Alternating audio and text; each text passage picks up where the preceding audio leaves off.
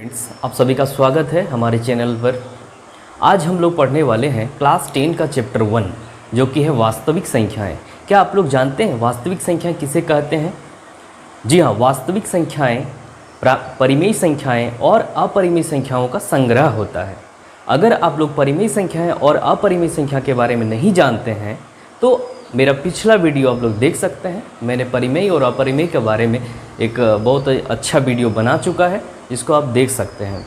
तो अभी तक क्लास 10 तक आपने जितने भी संख्याओं के बारे में पढ़ा सभी संख्याएं वास्तविक संख्याएं ही कहलाती है, चाहे वो प्राकृतिक संख्या हो, सम संख्या हो, विषम संख्या हो, पूर्णांक हो, पूर्ण संख्या हो या परिमेय या अपरिमेय संख्या, सारी संख्याएं जो होती हैं वो वास्तविक संख्या है। तो आज हम लोग जो डिस्कस करने वाले यहाँ पे हैं चैप्टर 1 का एक महत्वपूर्ण टॉपिक जिसका नाम है यूक्लिड विभाजन प्रमेयिका। तो क्या आप लोग इसके बारे में जानते हैं? बहुत से स्टूडेंट को ये काफ़ी टफ लगता है, लेकिन वैसा कुछ नहीं है। अगर आप ध्यान से देखेंगे तो ये काफ़ी इजी टॉपिक है। तो चलिए इसको देखते हैं और समझने का प्रयास करते हैं।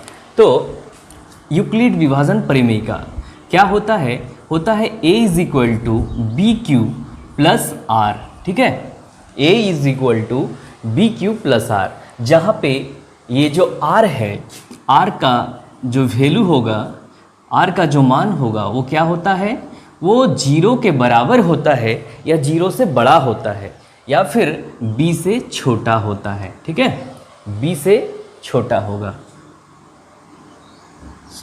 b से छोटा होगा। तो r का मान जो है b से छोटा होगा या 0 के बराबर या 0 से बड़ा होगा। तो यही चीज़, ये जो एक्सप्रेशन हमने यहाँ पर लिखा है यही कहलाता है यूक्लिड विभाजन प्रमेयिका। लेकिन इसको समझने में हो सकता है कि बहुत सारे स्टूडेंट को दिक्कत हो, तो इसके लिए हम लोग क्या करेंगे? तो आप लोगों को याद होगा कि आप लोग क्लास 4-5 में ही भाग देना सीख चुके हैं, डिवाइड करना। जी हाँ, तो डिवाइड किस प्रकार से करते हैं एक बार हम लोग उसको रिवाइज कर लेते हैं। चलिए, तो एक नंबर ले लेते हैं कोई 9, और 9 को हम लोग डिवाइड करेंगे 2 से। काफ़ी इजी है। तो 2 से जब 9 को डिवाइड करेंगे तो 2 का टेबल 4 टाइम्स पढ़ना है। 2 4 जा 8, माइनस करेंगे तो आया 1। तो ये तो काफ़ी छोटा डिवीज़न था। बस यही चीज़ का उपयोग हम लोग यूक्लिड विभाजन प्रमेयिका में किए हैं। तो किस प्रकार से किए हैं चलिए इसको ध्यान से थोड़ा देख लेते हैं। तो इसे यहाँ पे जो है जिस नंबर को हम लोग भाग दे रहे हैं वो क्या कहलाता है? भाज्य कहलाता है। ठीक है, और जिससे भाग देते हैं, जिससे किसी नंबर को भाग देते हैं उसे क्या कहते हैं? भाजक। और जो आंसर आता है उसे हम लोग क्या कहते हैं? भागफल। और अंत में सब्ट्रैक्ट करने के बाद जो बच जाता है उसे हम लोग क्या कहेंगे? शेषफल या शेष। तो ये 4 चीज से संबंधित, ये 4 चीज को मिला देने से ही जो है भाग होता है। तो चलिए ये चारों चीज को हम लोग, ये जो डिवीज़न हम किए हुए हैं, भाग जो दिए हैं, ये सही है या गलत है, इसको चेक कैसे करते हैं? ये क्लास 4-5 में आप लोगों ने किया होगा। तो हम लोग क्या करेंगे?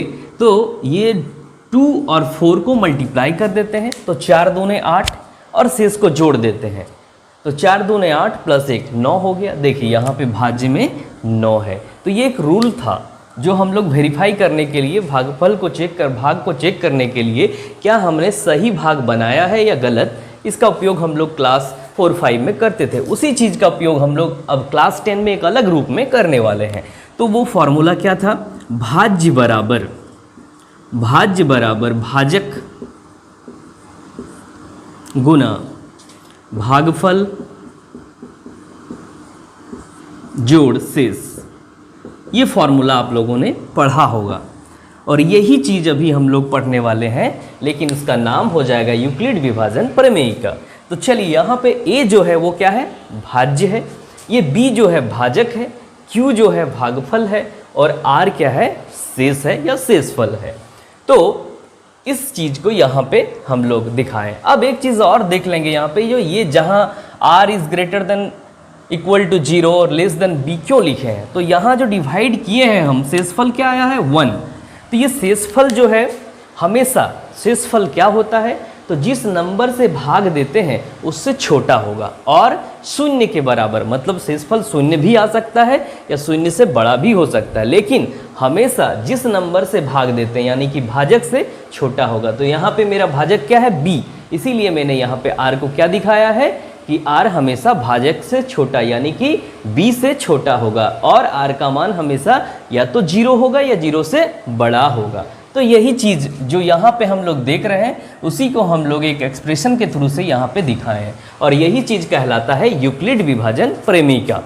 अब इस चीज़ का यूज हम लोग कहाँ पे करते हैं, इसका एप्लीकेशन क्या है? तो इसका एप्लीकेशन हम लोग HCF निकालने के लिए, मॉसो निकालने के लिए, महत्तम समापवर्तक निकालने के लिए करते हैं। तो HCF निकालने का बहुत सारा प्रोसेस है, लेकिन हम लोग इस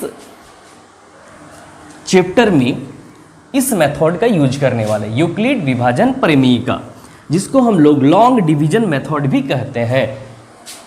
क्या निकालने के लिए? HCF निकालने का लॉन्ग डिवीजन मेथड भी कहते हैं। तो कैसे निकालते हैं HCF? तो चलिए HCF निकालने के लिए कम से कम 2 नंबर होना चाहिए। तो कोई भी 2 नंबर हम एग्जाम्पल के तौर पर ले लेते हैं। कोई भी 2 नंबर, कौन कौन सा नंबर ले लेंगे?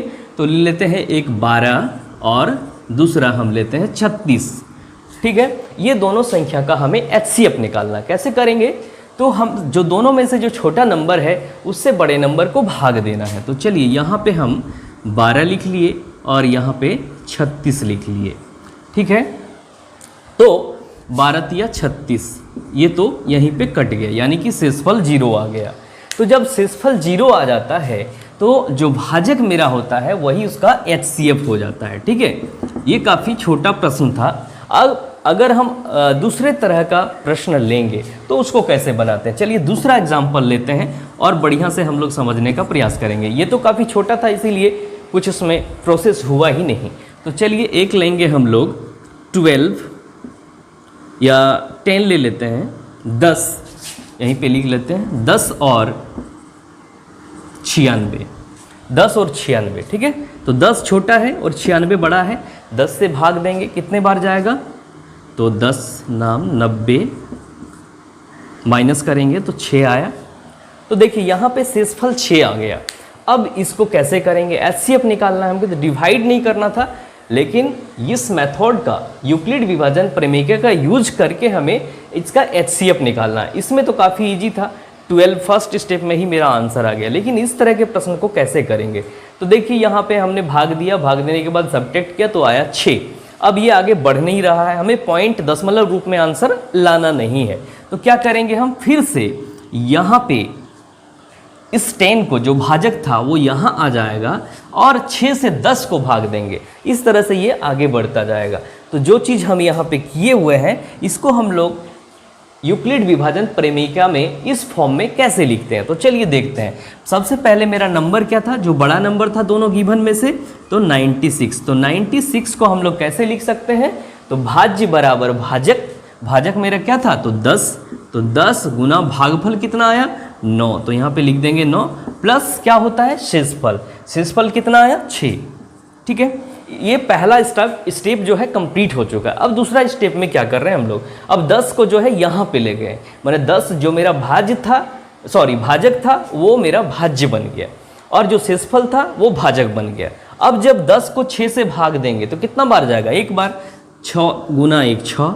अब 6 माइनस करेंगे 10 में तो कितना आएगा? 10 माइनस 6 4 आ गया। दूसरा स्टेप भी कंप्लीट हो गया। तो अब मेरा भाजक क्या है? 10 है।